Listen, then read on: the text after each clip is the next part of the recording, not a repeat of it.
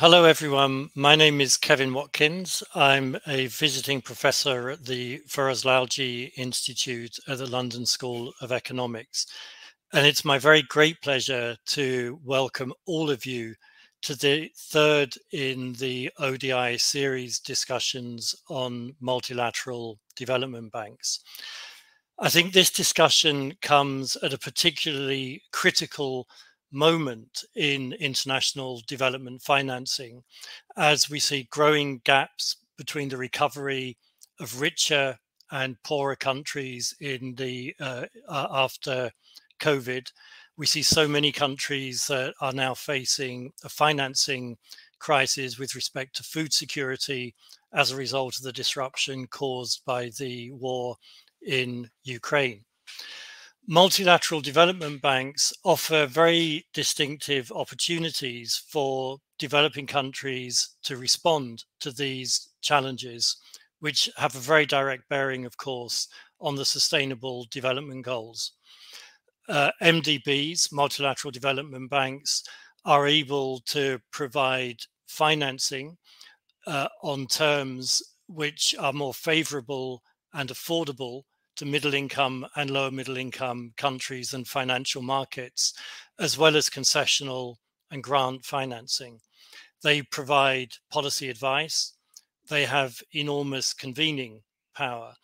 And of course, because of the structure of their business model and lending operations, they have multiplier effects for development financing that can't be replicated through bilateral aid. All of those attributes, I believe, have a very direct bearing on some of the great challenges facing policymakers in developing countries today. We're here now to discuss one specific and I think underexplored aspect of MDB operations, which is their perception among policymakers and the policy community, government officials, planners, budget authorities in developing countries. The paper that we're here to discuss will, I believe, give us some great insights into how MDB operations are perceived in developing countries and hopefully inform policy decisions going ahead. We have three core questions at the heart of today's agenda. First, what is it that policymakers in developing countries value most about the MDB business model and partnership? Second, what do government officials see as the primary strengths and weaknesses in that model and partnership? And third, how is demand for MDB financing and collaboration likely to evolve in the years ahead? We have an absolutely fantastic panel to discuss those issues with us today.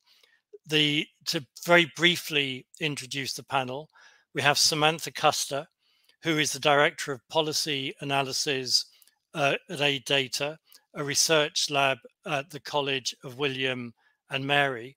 And Samantha herself has been very closely involved in the design and development of a number of leadership surveys, which we'll have an opportunity to discuss in the course of the dialogue.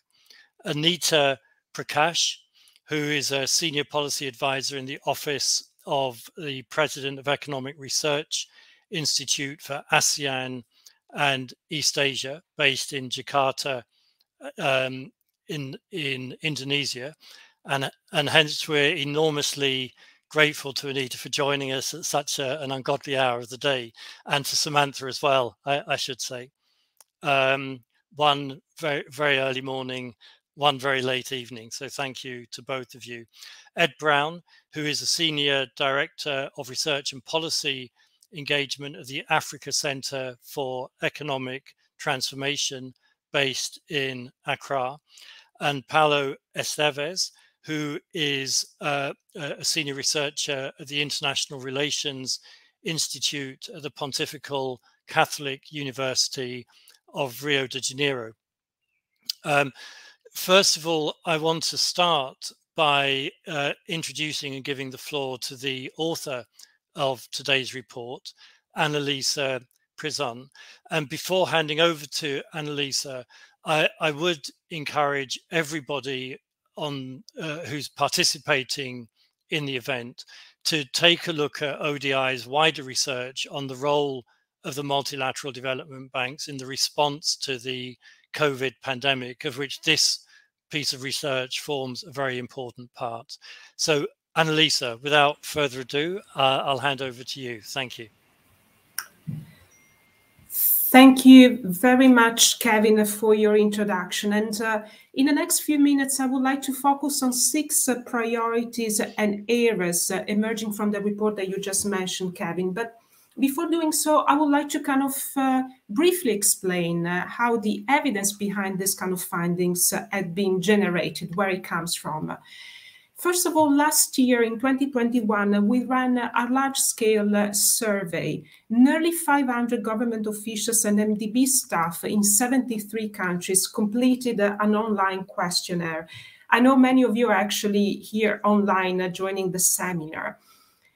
I won't go into the detail into the kind of 73 countries, but you might appreciate from the table in the PowerPoint how many regions we covered in the analysis. In particular, we wanted to cover countries and reach out to countries that have access to highly concessional finance. I'm talking about IDA and blend countries, but also countries that can borrow in international capital markets and receive finance less concessional, but still at better than market rates from multilateral development banks. We focused on 6 multilateral development banks, either with a global or a regional reach, and with a general mandate on socioeconomic development. We focused on the World Bank, the African, Asian, Inter-American Development Bank, the Asian Infrastructure Investment Bank, and the European Bank for Reconstruction and Development. Let me go straight to the first finding. All in all, client countries find the offer of multilateral development banks relevant.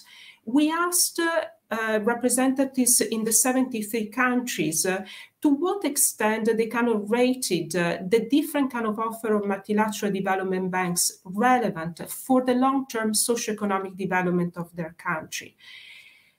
At least 4 out of 5 respondents actually were of the opinion that MDBs were actually contributing and a particular kind of offer extremely, or that's the kind of dark green part, or very kind of relevant for the socioeconomic development of their own country. And I'm somehow kind of covering the points Kevin has made earlier on about the offer of MDBs emerging from the literature, the provision of finance and better than market terms, the offer of policy advice and technical assistance, the ability to generate policy-relevant research and analysis, the strong convening power of bringing kind of different stakeholders together, and finally, which is quite unique for MDBs among development agencies, the combination of all these kind of roles and functions. Results were pretty consistent across regions and lending terms, but I would like to highlight one important point, that financing at better than market terms was actually relevant for all countries borrowing at different lending terms. Might not sound surprising, but actually the vast majority of respondents in Africa and East Asia, South Asia and the Pacific and IDA countries thought that actually the provision of financing at better than market terms was extremely relevant for the socioeconomic development of their own country. We're talking about 2/3. But going to the case of countries borrowing in non-concessional terms, still 50% of the respondents were the opinion that financing below market rates was still very important. So let's remember that financing offered by MDBs is relevant across the board. A key finding, client countries find the offer of MDBs relevant, but what about the effectiveness? We asked government officials about their perception about how MDBs deliver the 4 different functions we just kind of described. And all in all, the majority of government officials rated MDBs extremely or very effective institutions. There were differences, though, in terms of kind of functions and institutions. In this particular case, we looked at individual multilateral development banks. With its global reach, the World Bank was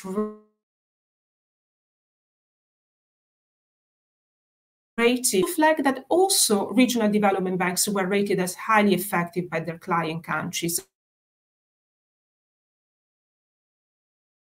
In America, actually, the Development Bank was rated more effective than the World Bank across all the 4 different roles and functions that we just highlighted.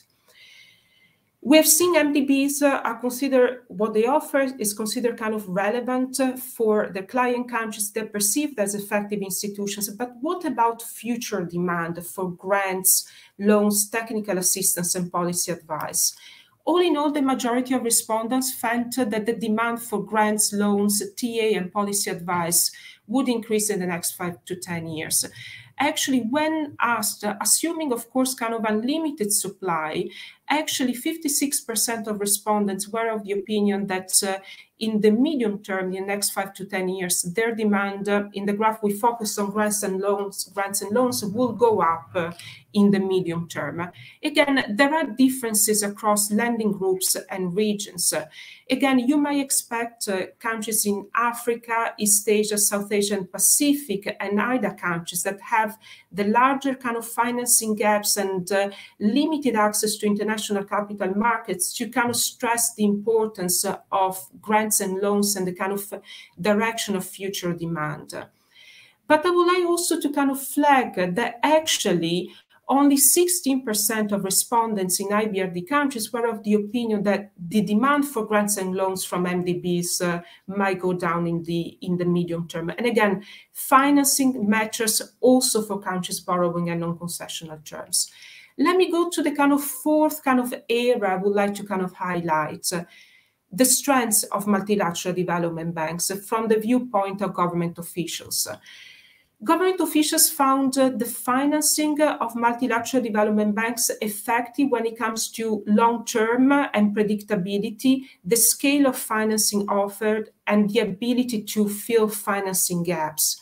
When it comes to operations, government officials found the MDBs quite effective, actually at providing projects and programs that are aligned to national priorities, that are demand-driven, so very strong on ownership, and programs that are focused on the poorest and the most vulnerable.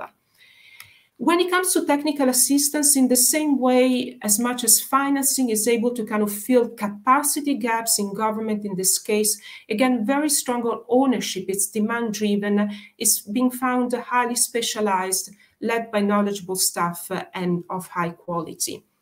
But let me highlight what the main weaknesses the respondents to our survey highlighted. First of all, when it comes to financing, the most important feature the government officials found of a financing package was the flexibility, in particular when it comes to the use of budget support. But flexibility was also the area where MDBs were rated the least effective. When it comes to operations, government officials found procurement and financial management rule complex, rigid, or unfamiliar. Also, heavy burden of management and reporting requirements.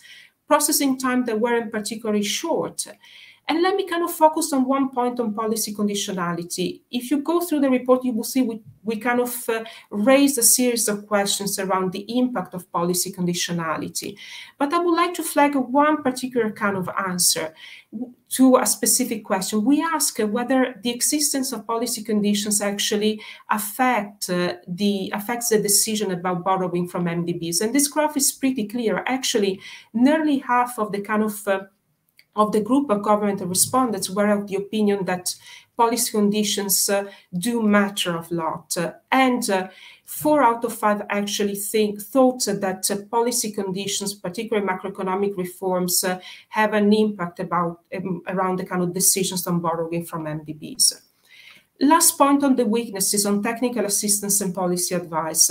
There were a few areas where low performance was flagged. First of all, the long-term impact of TA was seen as a kind of a key challenge of TA programs for MDBs, particularly after the program was completed. And the technical assistance and policy advice offered by MDBs didn't score well in terms of good value for money, relatively kind of being cost effective vis-a-vis other kind of options, and in terms of independence and responsiveness.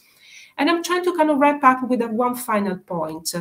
In a few instances, there were significant discrepancies between the priorities and preferences of government officials versus the perceptions and views of MDB staff. I can cite a few examples, but they tended to be in two different kind of areas. First of all, MDB staff tended to underestimate the importance of certain role of characteristics of the financing and operations for MDBs from the viewpoint of government officials.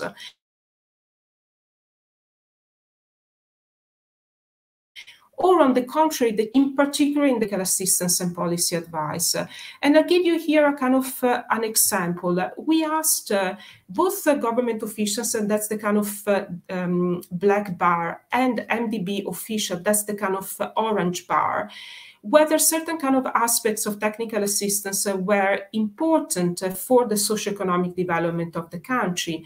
And actually, you will see that you see from this graph that the long-term impact of technical cooperation was rated as the most important kind of dimension, alongside others from the viewpoint of government officials, by around 90%, but it was rated as kind of either very or extremely important by only 60% of respondents among MDB officials, and considered also the least important.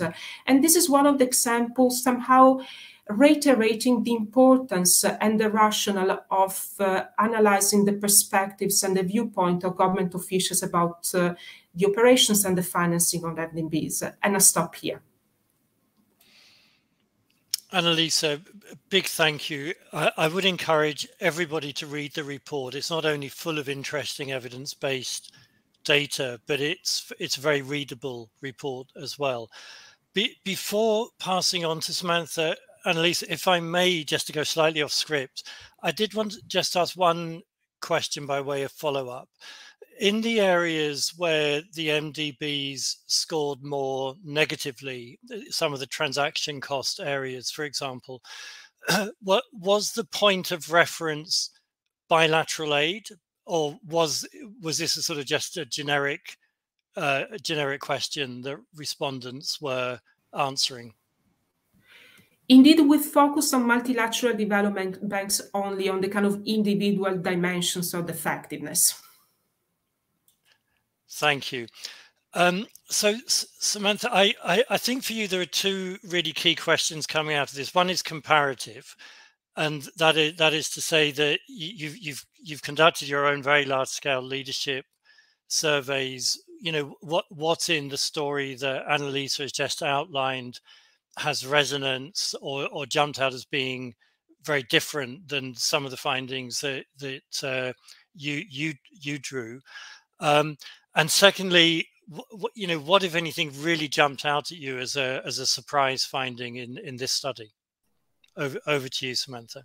Thanks so much, Kevin, for hosting me today, and many congrats to Annalisa and colleagues on this important new report. I'm pleased that I was able to be part of the process of getting it to the point today. So Kevin, great questions. First, in terms of our 2020 Listening to Leaders survey, so we had nearly 7,000 leaders from 140 countries that had the opportunity to rate the performance of up to 130 bilateral and multilateral development agencies, including all of the multilateral development banks covered in the ODI survey that Annalisa just presented. Leaders could only evaluate the performance of development partners from whom they reported receiving advice or assistance between 2016 and 2020. And this really lends itself to the first key takeaway for me about MDBs. And this is that they were among the development partners with the largest footprints, in that they supplied advice and assistance to the largest numbers of leaders overall. nearly half of our respondents from 137 countries reported receiving advice or assistance from the World Bank, for example. Regional development banks such as ADB, ASDB, EBRD, IADB typically worked with about 1/3 to 1/2 of leaders within their respective focus regions. And so this raises another question: what did we mean by performance in our survey? In the report, we typically looked at two measures. So influence was our upstream measure. Who do leaders listen to most when they're setting their development policy agenda? We measure this in the survey based on the percentage of respondents who said a partner was quite or very influential in shaping their country's policy priorities. And helpfulness was our downstream measure. So when it comes to translating policy ideas into practical solutions, who do leaders turn to for help in implementation? And we measure this in the survey based on the percentage of respondents who said a partner was quite or very helpful in implementing policy changes. And so this raises a second key takeaway about MDBs from our survey, and that is that they were generally as a group highly regarded on both measures of performance by the leaders they seek to support. The World Bank was rated the second most influential development partner globally. 86% of the leaders who reported receiving its advice or assistance identified the World Bank as quite or very influential in shaping their policy priorities. Similarly, regional development banks were quite influential within their respective geographic areas, as typically 3/4 or more of leaders who worked with these institutions rated them as influential. And so we also found that both the World Bank and the regional MDBs were among the most helpful development partners, according to more than 80% of respondents. I will say across all of these measures, the Asia Infrastructure Investment Bank was a little bit of an exception to this rule, trailing behind some of the other MDBs. When we look beyond the results of 2020, though, and assess the trajectory of development partner performance over time, I think what's really interesting is that respondents have consistently identified MDBs among their most influential and helpful partners on 3 global surveys we've conducted in 2014, 2017, and 2020. And so this is a pretty powerful validation from the bottom up that these actors are doing something right. So that's a good segue, I think, to your second question, Kevin. So similar to what Annalisa presented, the consistently strong performance of MDBs in our survey over the years is a good reminder that multilateral organizations are durable and powerful levers to support policy change in low and middle income countries. And if anything, I think the value proposition of MDBs may become even more pronounced amid intensified great power competition rhetoric. You know, as countries in the global south are increasingly looking for comparatively neutral players that they consider to be trustworthy. Secondly, when we asked leaders what they valued most in development partners, irrespective of whether they were bilateral or multilateral actors, leaders revealed preferences aligned quite well with many of the aspects that Annalisa presented as perceived strengths of MDBs. So leaders want partners that target both financial resources, particularly grants and loans at better than market rates, along with technical expertise, and to do that in alignment with national priorities. Leaders want their partners to have a commitment to plan for the long-term sustainability of development projects and programs. And they have an emphasis on being demand-driven, particularly in pursuing close consultation with local stakeholders and being responsive to the local context. I will say there were some clear areas of growth for MDBs, though, to continue to sustain and improve their performance that were highlighted in both the ODI and the LTL surveys. And one particular area is that 40% of leaders on our survey emphasize the importance of iterative adaptation of strategies to be responsive to changing local needs. And per the ODI survey, the inflexibility of MDBs may make this challenging. And then finally, there's an interesting point of divergence between the two surveys, I think. And this is when we presented a range of conditions to leaders in the context of trade-offs between different attributes of projects that they could choose from.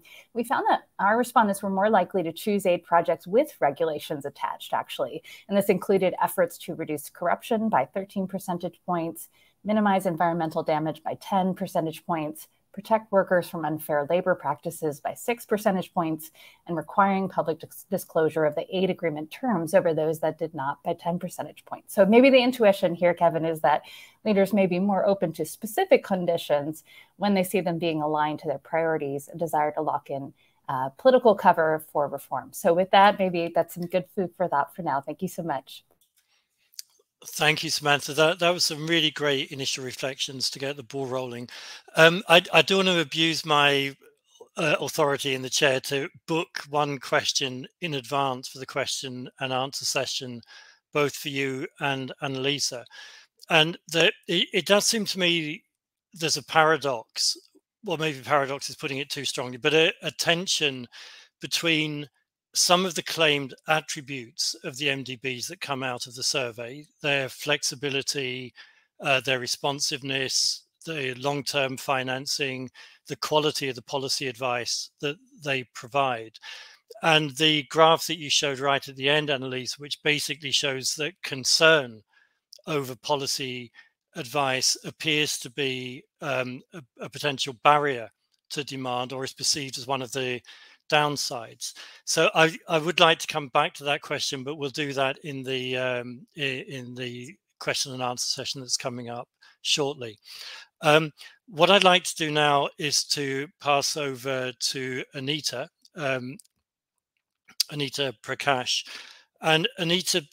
What I would ask you to do for our audience is to really maybe just stand back from some of the specific findings to give us a little bit of a deeper dive into how the MDBs are perceived in an Asian context. And I know that's a very big question because there's a very large portfolio of countries that come under that heading. But could you just give us some sort of sense of how policymakers in your region that you're engaged with view the strengths and weaknesses of the MDBs and their future role?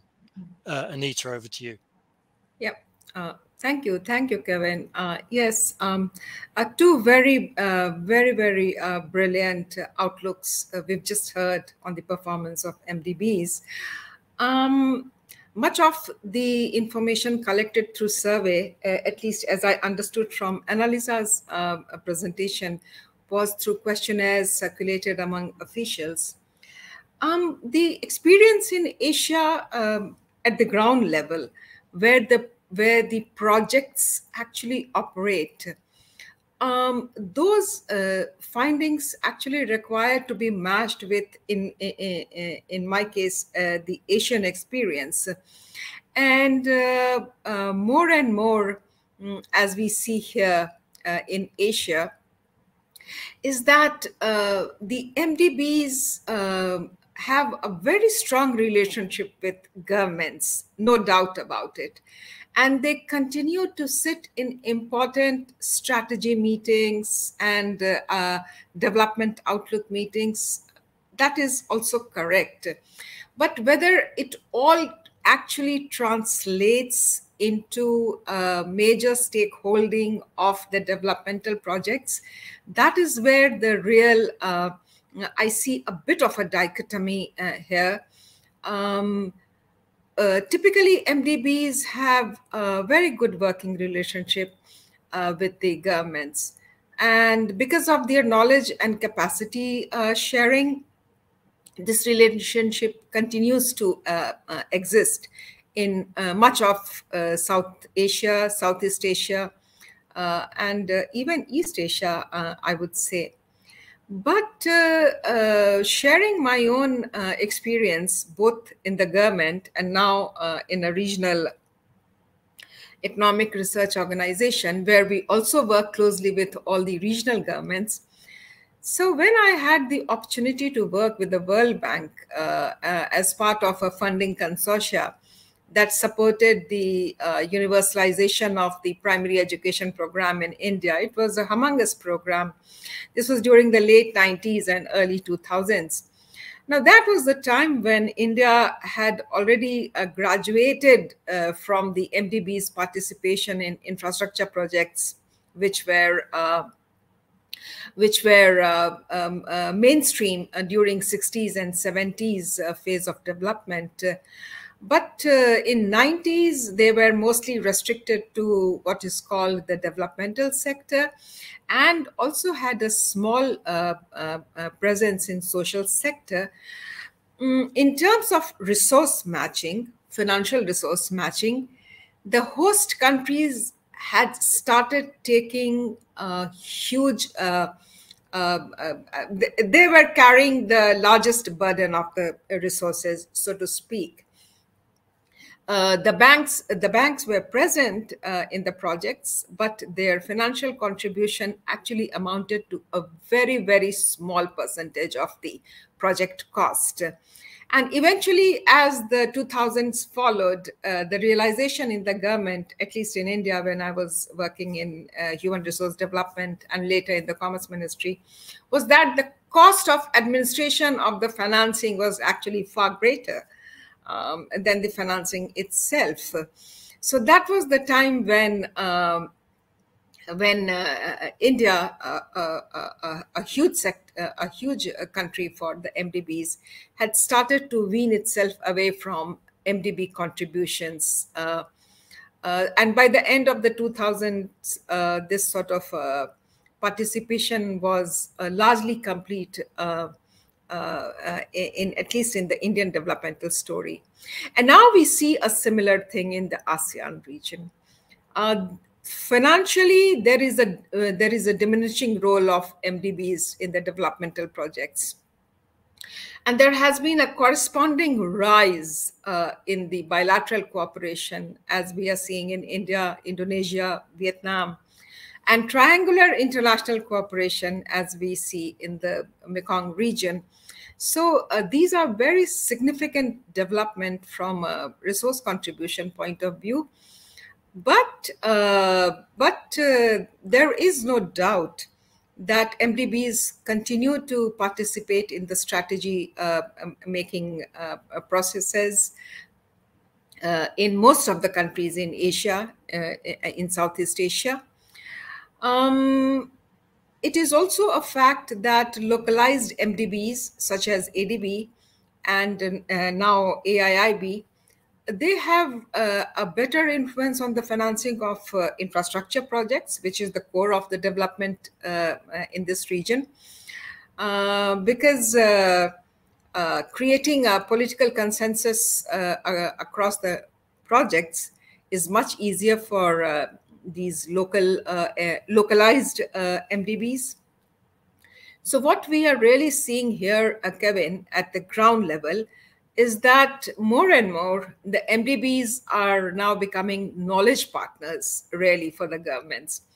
And in many cases, capacity enablers also, rather than major financing partners.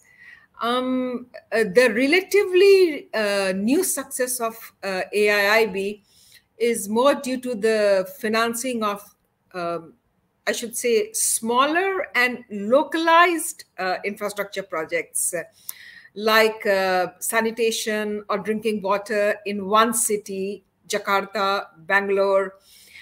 So these are very easier to sort of develop and finance and create a political consensus around these projects. Much easier to navigate in terms of clearances and operation, etc. And this is as opposed to the heavy-duty projects of ADB, World Bank, which require greater political mobilization and consensus. But there is a new lifeline around MDBs in this region through the multilateral platforms that have now come up in terms of policies. Such as G20, which has created new roles for World Bank for infrastructure and financing principles.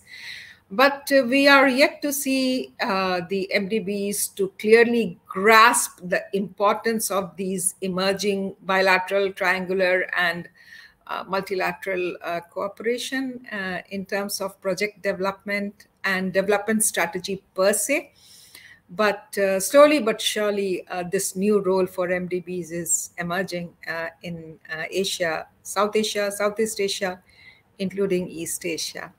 I'll stop there, Kevin, but happy to take any supplementary questions on this. Anita, a really big thank you for those incredibly valuable insights. One of the themes that you touch on that I would like to come back to is not the tension necessarily, but the relationship between bilateral aid and multilateral aid. And I guess one really important question, not least in the context of the most recent UK development strategy, which is recalibrating Yes. UK aid much more towards a sort of bilateral focus. Does this imply potential trade-offs, or are there approaches which can strengthen complementarities? But I think that's a question that we'll come back to in the broader discussion. I'd like to turn now to Ed Brown from ASET. And Ed, I guess in a way, the question to you is both a little bit different than for some of the other panelists, but also the same. It's different in the sense that Africa is probably the region more than any other where MDB financing has a much greater weight in relation to national financing than in some of the other regions that we've been discussing. But I think many of the broader governance questions about the quality of MDB interventions, the engagement with policymakers, remain the same. So I'm very much looking forward to hearing your reflections on the findings and your own experience in ASET. Thank you, Ed. Over to you. Yeah, thank you, Kevin. First of all, thank you for inviting me to participate in this conversation. I think the report certainly highlights a number of key issues which resonates with my own experience, dealing with NDBs after several years of being part of the NDBs myself. When I left the bank in 2008 and we started ASET. I think the issues or the strengths that had been listed by the ODI report are quite pertinent, and they are reflective of the views of the policymakers themselves.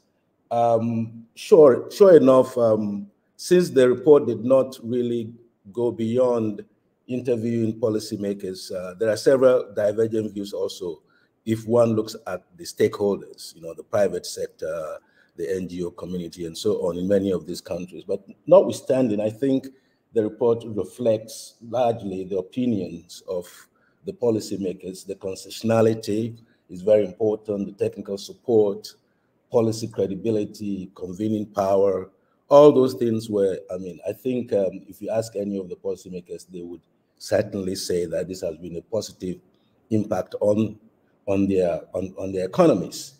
There is always some element of trepidation, and particularly when it comes to the problem of bureaucracy and procurement, which many of these countries feel are too rigid. And occasionally, there's also the concern about misalignment of the NDB support to the national strategies. The conditionality issue is raised more often, and in fact, to the extent that with the IMF, the general populace are always very anxious and unwilling to support the government going to the IMF. Examples in Ghana. Ghana has been facing some major financial challenges in the last several months post-COVID, and there has always been some speculation regarding whether they should go to the IMF or not. But there's a lot of resistance in that area, and I think it's partly related to the fact that they're talking about the conditionalities which they feel are too draconian.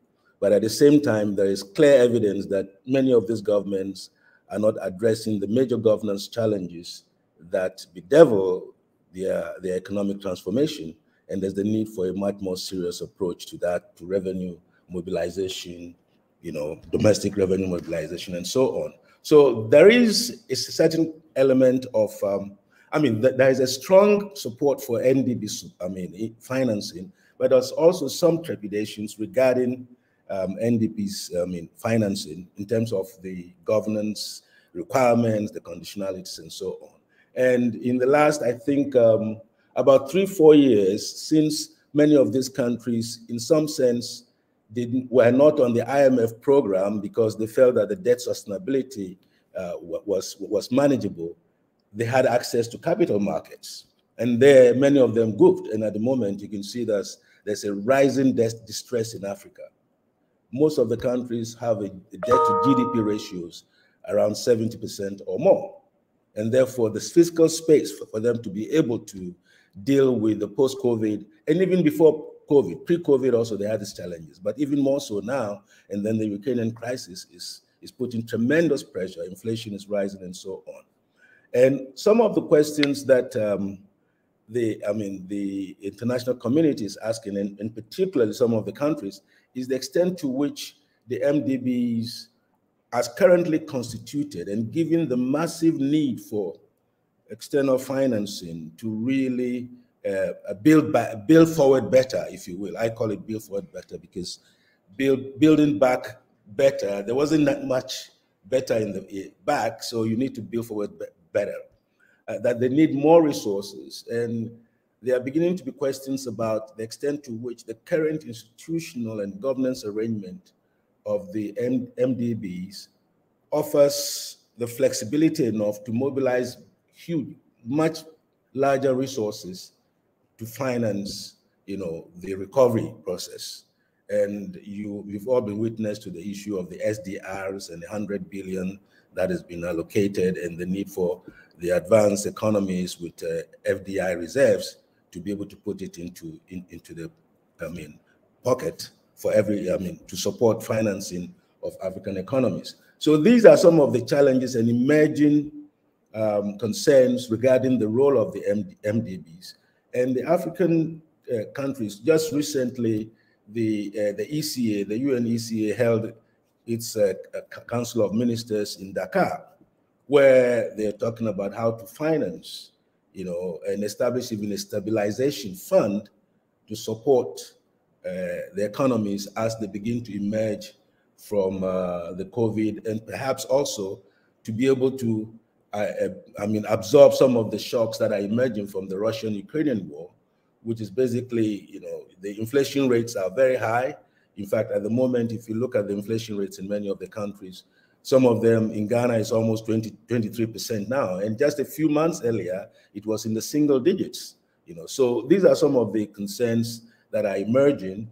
And the question is whether or not the MDBs, as currently constituted, would offer enough financing to be able to build forward better. The IMF in the spring meeting, which I attended, also came up with the Resilient and Sustainability Trust, which is also going to help to support. But the amount of money, although they've been able to mobilize over 450 billion, I think it's 45 billion for the Resilient and Sustainability Fund, there is a major gap in financing. So these are some of the issues that Africa is, I think it's relatively unique to the African circumstances, because if you look at the Asian economies, they had accumulated savings enough during the COVID era to be able to continue to have the fiscal space to deal with some of the impacts in health, education, and so on. But in Africa, there isn't that. So there was a very tight fiscal space, and the governance arrangement to a weak domestic resource mobilization is very low. In most countries, it's less than 15% of GDP, with the exception of a few like in South Africa and so on. So the role of the MDBs is increasingly important, but the nature of the institution and its requirements and how it's supposed to build and mobilize even more greater resources to finance African economies building forward better, I think is what is the ongoing debate. So I'll stop here for the moment. Ed, thank you. That, again, tremendously insightful reflection. And it does seem to me that's one of the really core questions we'll come back to in the question and answer session as well, because one of the trends of the past few years has been, certainly from the G20 and the G7, an increasing emphasis placed on the role of the MDBs as a potential source of financing on infrastructure, on climate, on post-COVID recovery, and a gap between those aspirations, if you like, and the real financing that is actually coming out of MDBs, which has been highlighted by ODI research in other areas. But let me turn now to Paulo Esteves. Paulo, it's actually great that we have you here, but also great, I think, that we have you coming straight after Ed, because in some respects, your region is at a very different end of the spectrum. That there are certainly many governments in the region have in recent years been able to take advantage of low interest rates in international financial markets in a way that African governments haven't. And so they have had alternatives to MDB financing. And of course, in the region, you also have many other institutions. So I'd be interested to hear from you, reflecting on Annalisa's presentation, what you see as some of the main differences and some of the similarities with what you've heard from other regions. So Paulo, over to you. Thanks, Kevin. First, let me express my appreciation and gratitude to Annalisa for inviting me to join this panel and discuss the excellent and extremely relevant work on MDBs she's leading at the ODI. I'm a big fan of her work since many years, and I have been quoting her work very often. Thanks for your questions, Kevin. I'm really glad that I came after Edward, and I will probably tackle or discuss some of the issues he raised during his presentation. So yes, I do think that in case of Latin America, or particularly in South America, the case of CAF as an alternative source of funding or an alternative source of financing for development is not worthy. CAF, for those who do not know, the institution is called the Corporación Andina de Fomento, and it was created as part of the institutional mushrooming which took place in the 60s. Among the MDBs, CAF may be considered a success case. The bank has grew from a handful of shareholders, Andean countries in the 60s, to a truly Latin American, or if you wish, a truly Ibero-American bank, since Portugal and Spain have recently joined the bank as shareholders. One interesting point about CAF's relevance to South American countries is the structure of its portfolio. Almost 50% of its operations are concentrated in the infrastructure sector, comprising transportation, energy, and water and sanitation. According to CAF itself, more than 60% of its operations are related to what they call productive infrastructure and social infrastructure. Productive infrastructure is related to energy, transport, and telecommunications, and social infrastructure are mainly water, sanitation, education, and urban development. So we are talking about 60% of investment in infrastructure, a small part of it dedicated or targeting a social sector like education. According to CAF, one interesting question pops up from this data, and this question, I think it's related to what Eduardo was discussing before. From the one side, the portfolio shows a growing demand for investments in infrastructure from the governments in the region. CAF itself presents its foothold in the infrastructure sector as, quote unquote, confirming the institution's strategic interest in supporting underserved sections of the population through the provision of basic services such as roads, transport, and energy, and clean water and sanitation, and urban development. From the other side, the match between national policymakers and CAF strategies may point to a progressive reinforcement of key development practices in the region, associated precisely with an export structure concentrated in primary and extractive sectors with low levels of sophistication. To be fair, it is important to note that CAF's initiatives to enhance productivity in the region are there. Nevertheless, the portfolio seems to speak for itself. Another common feature which seems to confirm the findings that your research, Annalisa, has raised is related to the conditionalities adopted by CAF. Indeed, compared to the World Bank or even the IADB, CAF's conditionalities are much less onerous and therefore closer to the borrower's interest. Such difference is generally attributed to the fact that in the case of CAF, the shareholders are the main borrowers.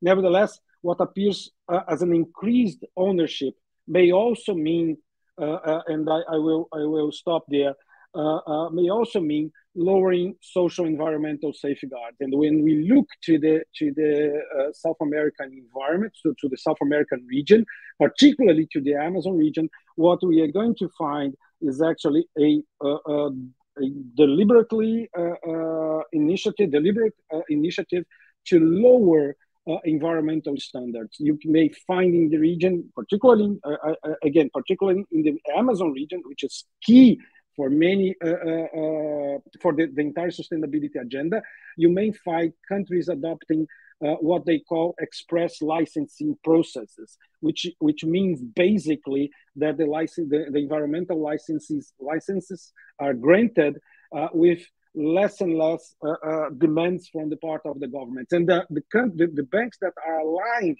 with national systems for social environmental protection will end up buying this process or supporting this process of lowering social environmental safeguards in the region. I'm not sure if I answer your question, but as these countries have access to other sources of financing, like CAF, for instance, or even in the market, in the financial market, they may avoid conditionalities, and in doing so, they are free to lower the social environmental safeguards in their own territories. Thank you, Kevin. Paolo, that was great. Thank you. And you not only answered the question, but I think you've given us a great segue into one of the questions that figures quite prominently from the audience, which is on the issue of conditionality. And there's a specific question from Carlos Gamito, who's an ODI fellow in Timor-Leste, which is asking, are there different perspectives by region on the conditionality question? Are there major differences between regions?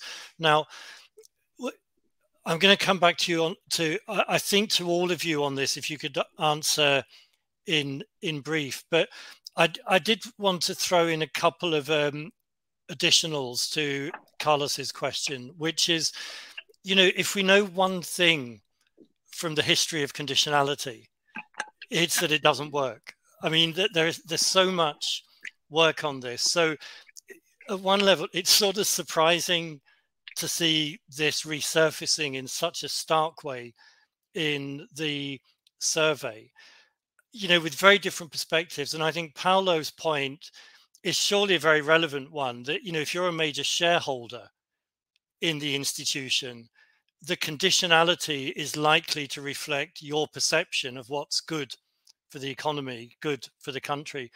If you're a minor shareholder, you're presumably at much greater risk of receiving diktats from major shareholders. Now, so I know these questions will play out in very different ways in different contexts. And Samantha, I think, introduces, a very familiar theme with a new twist, which is governments who seek to, if you like, hide behind MDB conditionality for unpopular decisions, which is, of course, a route to weakening accountability but nonetheless is an obvious device, I suspect, especially for more populist inclined governments.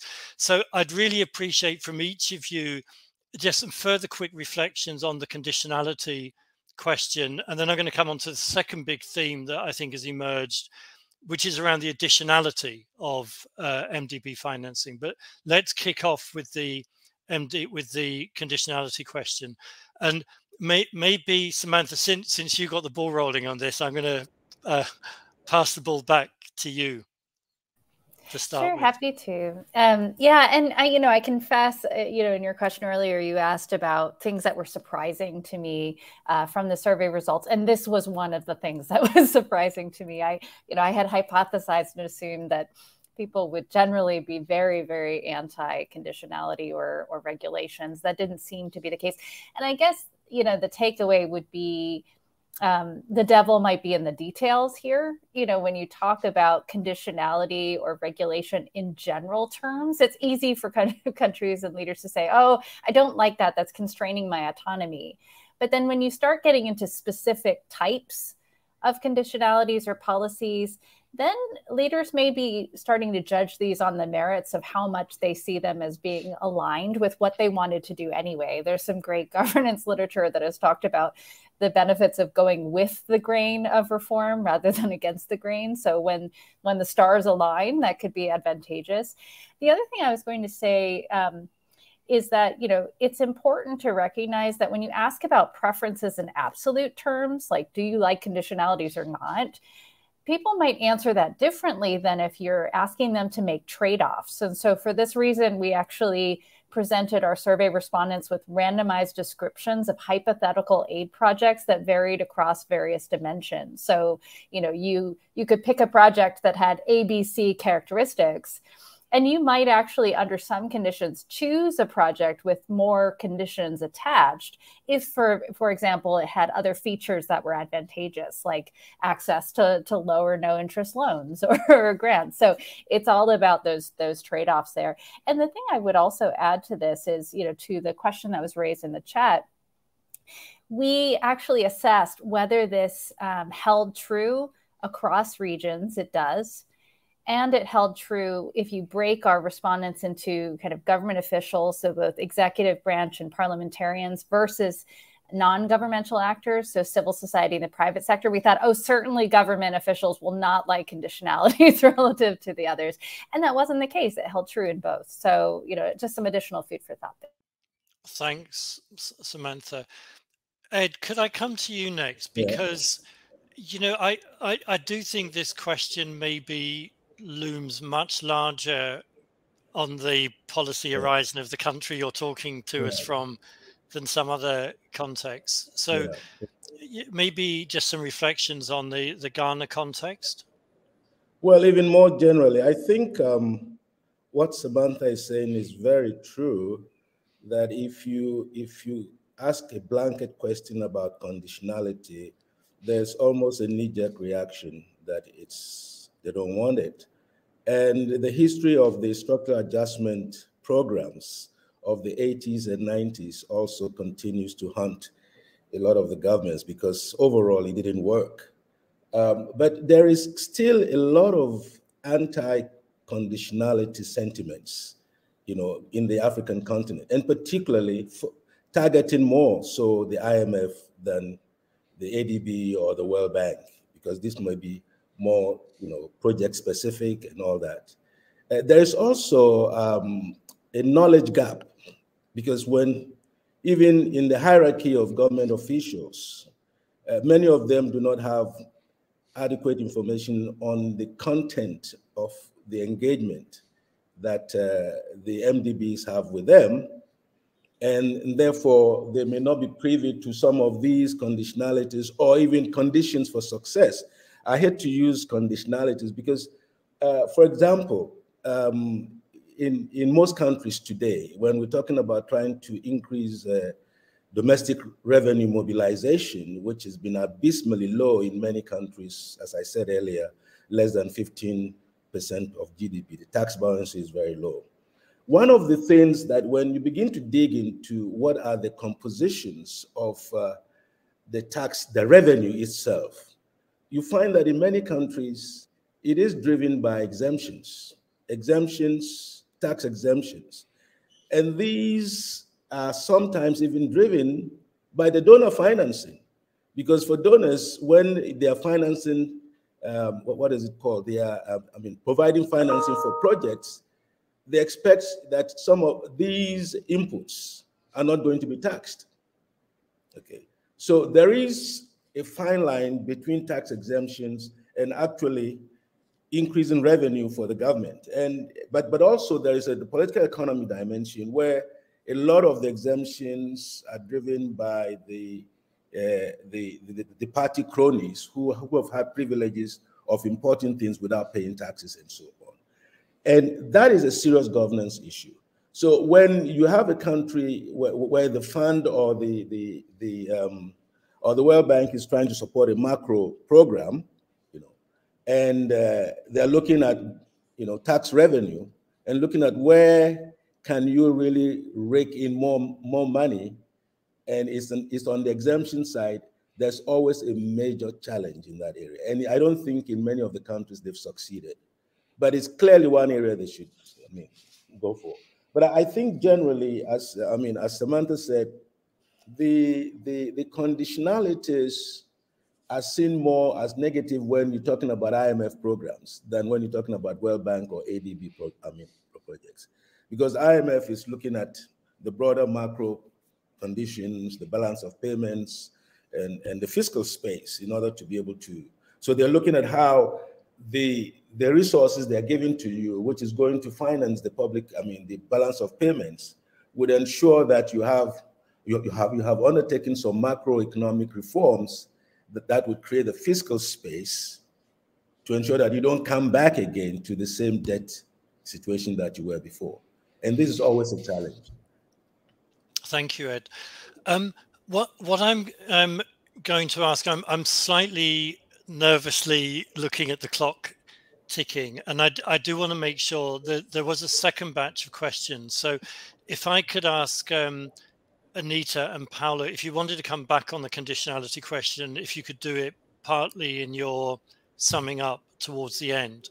And then if I could give you first bite at answering this second set of questions, which I think are well summarized with a question from Riccardo Settimo from the Bank of Italy. Now, Riccardo himself has written an incredibly important paper on the place of callable capital in MDB financing, which I'd encourage everybody to read, along with Annalisa and Chris Humphrey's work at ODI. But the specific question from Riccardo is, do we have evidence that demand for MDB finance is actually higher than supply? In other words, can we talk about a rationed supply of MDB loans and services or not? Now, I think an inference from the study might be that that would appear to be the case. But I'd be interested, Annalisa, before I let you come in on that, if I could ask Anita and then Paolo to just share some initial thoughts. So, Anita, is there a rationed supply of MDB finance in the region? No, Kevin. At least the evidence does not suggest anything of that sort, and which actually goes back to the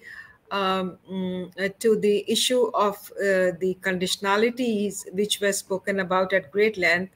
And I so agree with the points made by Ed. Very similar to that in Asia too. And this has therefore a very strong reflection on the financing availability in this region. And there is a definite pecking order of MDBs in this region, as I mentioned in my earlier intervention. IMF, after the great ASEAN financial crisis, is absolutely a big no-no in this region. And for a similar reason, because IMF comes with the whole set of financial restructuring, bullet points, so to speak.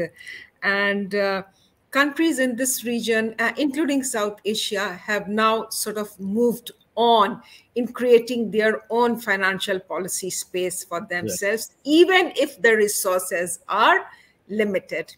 And which is also the reason why, Kevin, the bilateral cooperation is now becoming much more prominent. The EU, for example, brings in its own set of mandate in various sectors of development into the region, along with the funds. Then you have UK in cybersecurity and several other areas of development. Typically, infrastructure remains the most gaping, the biggest gaping hole in this whole narrative. But even in the infrastructure, it's the capacities and the prioritization of the projects where the MDBs are really required. More and more the countries are opting out from asking for bearing of major costs of the project. To some extent, agricultural innovation is still being funded by MDBs, especially World Bank, but those are in pockets only. Increasingly, Asia per se, and which is why a story in Pakistan becomes a very big story locally. It's seen as a case of reverse progress rather than what other countries have done, as in moving ahead. So no, there is no evidence to support the fact that the demand is higher than the supply. Thank you, Anita. Paulo? I would agree with Anita on this particular question, with perhaps one caveat. I do think that there is no evidence that the demand is higher than the supply,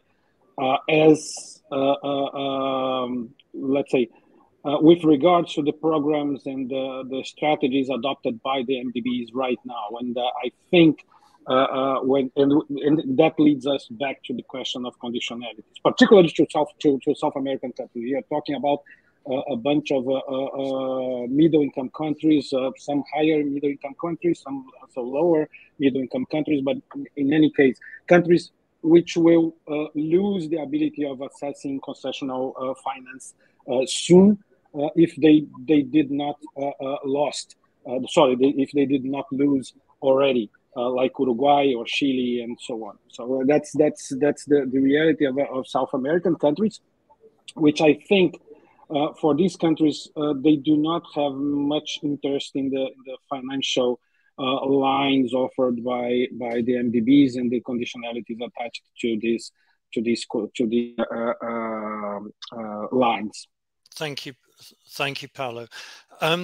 This is the part of the proceedings where I have to do something desperately cruel, which is to give each of you 1 minute to sum up any additional reflections you want to offer. And then at the end of that, Annalisa, if I could ask you to give your own reflections on what you've heard from the panel. So Anita, could I ask you to give us 1 minute on your sort of takeaway reflections?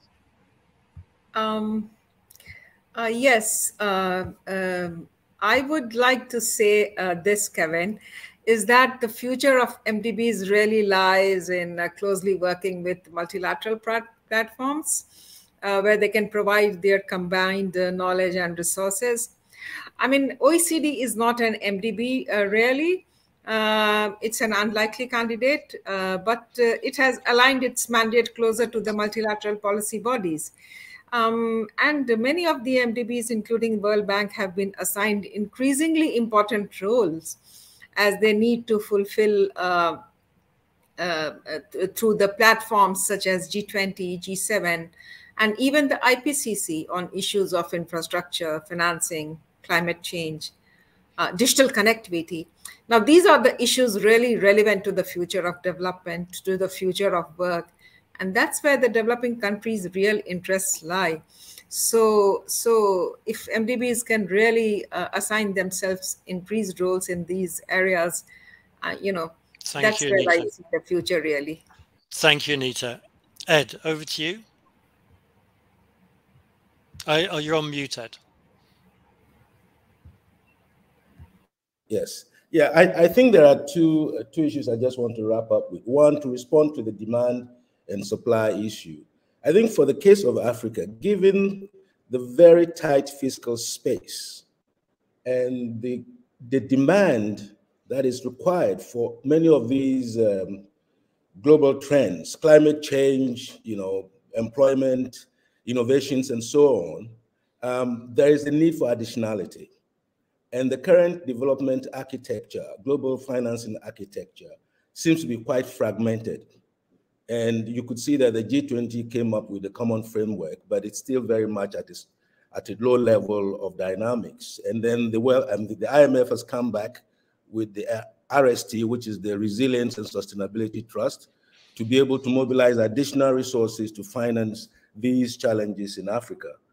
So in that respect, I think for African economies, given the fact that they have very limited fiscal space and the savings rates are extremely low, mobilizing resources at the local level is almost a very difficult challenge. The economies are not growing enough to be able to generate internal revenue. East Asia has a different scenario. Its savings rates are high and therefore they're able to do a lot of things. So in that respect, I think there is a challenge there. The other point in terms of the future of the MDBs, particularly with regards to Africa, the African Union has come up with the African Trade,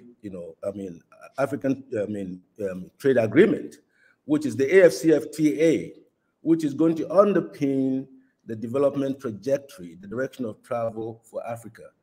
Regional integration, collaboration is going to be fundamental. Bilateral financing is still much focused on one-on-one to countries, but the MDBs have an opportunity, given their broader reach, to be able to provide resources to support collaboration at the cross-country level. And for many countries in Africa, the challenge today is that as individual countries, their capacity to transform, given their limited market, will be dependent on collaboration with their neighbors and those in the region. So thinking local but acting regional is going to be very, very important for that. And the MDBs could offer tremendous support in that area, including the EU, for example. So I just Thank you, Ed. Thank you so much, Ed. Samantha. Sure, thanks, Ed. So I guess in my sum up, I would say, I think multilateral development banks have proven to have remarkable staying power in terms of perceived effectiveness and relevance. But I think we also need to recognize that the nature of demand for what MDBs do may be shifting. So these institutions are increasingly being outstripped in terms of overall financing by bilateral actors like China or the international capital markets on infrastructure financing, which came up quite a bit today. But at the same time, there are new market opportunities that MDBs could pursue. And I think particularly on the financing side, smaller countries, we find have more negotiation leverage when they have more partners to choose from. And so a way to think about the role of MDB financing in future would be primarily to boost their negotiation leverage to get better terms from big bilaterals. And then beyond financing, I think that there will be an even more important role for MDBs to play in future as trusted neutral conveners to crowding collective action across partners, as well as supply that highly valued expertise that really continues to be their perceived comparative advantage versus bilaterals. I think you're on mute, Kev. I'm sorry, Paolo. Annalisa, before Paolo kicks off, can I just ask, are we going to be summarily cast off air at 1:15, or could we bargain for another 5 minutes? We can bargain for 5 more minutes. Okay. Go ahead. We'll apply stringent conditionality. We'll work out what the conditionality is going to be but it will be stringently applied. Paolo, over to you. Thanks, thanks, Kevin. I think my main takeaway is about conditionalities, but I want to revert the equation. First, I completely agree with the question raised by Samantha, Edward, and Anita about the need of differentiate conditionalities. What we may call first generation and second generation, the structural adjustment loans in the 80s and the policy conditionalities in the 90s. I think we do need to separate these things, to discriminate these things, and we do need to recognize, as Samantha did, that many governments hide below the conditionalities and actually use the conditionalities as to impose some policies in their own countries, particularly with respect in Latin America or in South America, particularly with respect of the structural adjustment loans in the past. The question now is, much of the governments in South America are opting to find alternative sources of financing in a way to avoid conditionalities, not the macroeconomic conditionalities though, but particularly the policy conditionalities, which are not conditionalities. These are internationally agreed standards. My question is, and this is my main takeaway, the borrowers should put the demands where their mouth was, their mouths were, because they agreed with these standards in many occasions. So these standards should be adopted by all the multilateral development banks, including the smaller banks like CAF, which was the example that I brought to the floor today. Thank you, Kevin.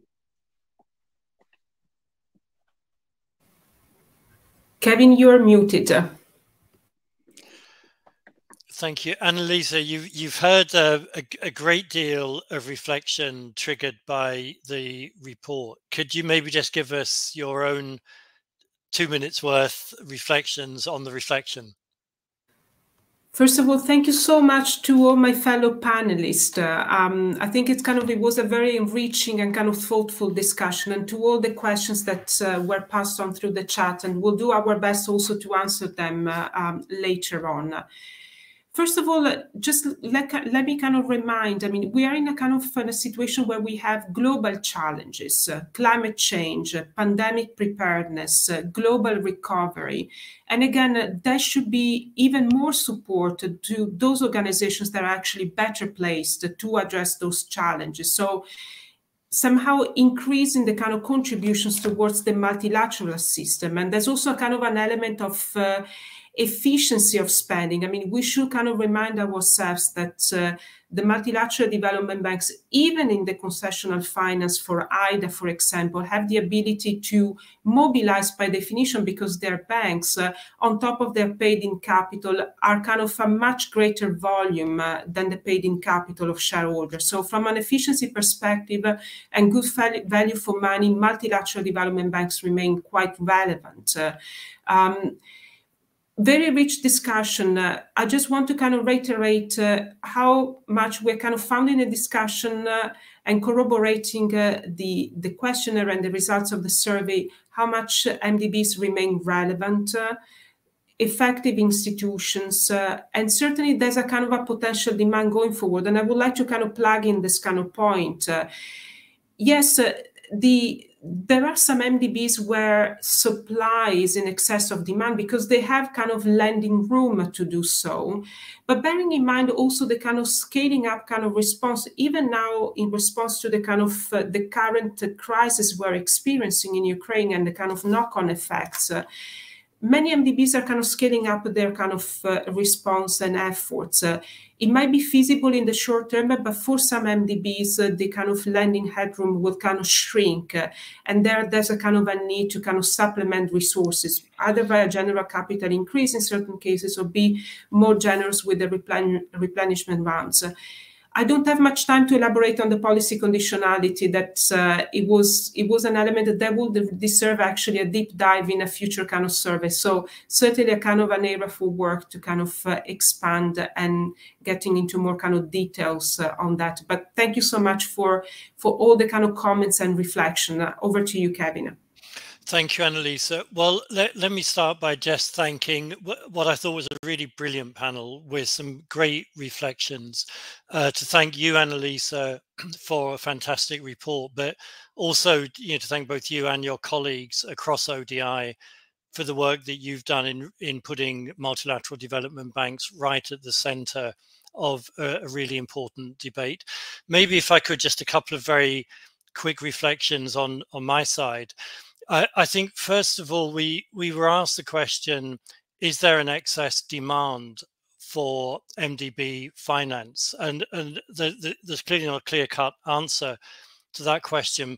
But I would say my own answer is that there certainly should be, because if you look at the financing gap against the climate goals, which are estimated by Nick Stern and others at the IEA for emerging markets, in excess of $1 trillion annually to 2030.